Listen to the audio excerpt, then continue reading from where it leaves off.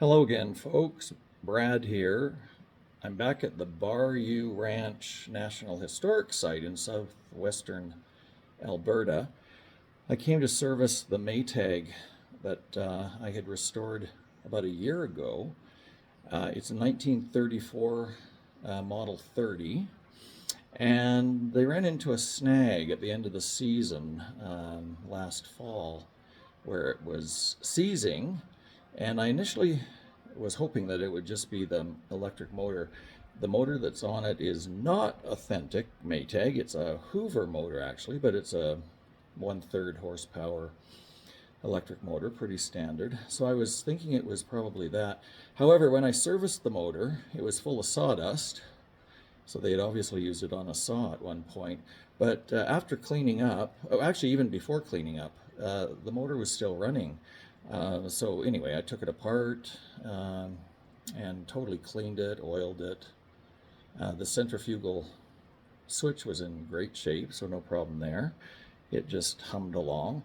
Well, long story short, the machine ran for 30 seconds or a minute or so, and the pulley stopped turning. So I thought, oh my goodness, this is a bigger issue than I had anticipated, thinking that maybe one of the gears had, broken, a tooth or something like that.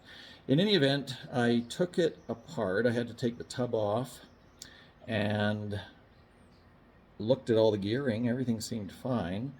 Ran it through its paces and all seemed to work. So, and I couldn't find any broken bits of metal or anything like that, or nothing missing. So that was a good sign. So it's a bit of a mystery. I'm not sure. I've never run into that before. The first thing I thought was obviously a broken tooth on a gear or something, but that wasn't it. So who knows? In any event, here it is. I'm going to put it. Let me just switch the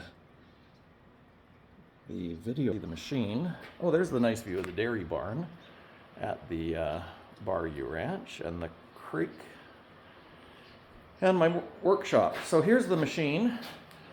Some of you may have already watched the video from last year, and in order to test it, I'm going to run it through its paces and see what kind of a job it does to get my work overalls clean.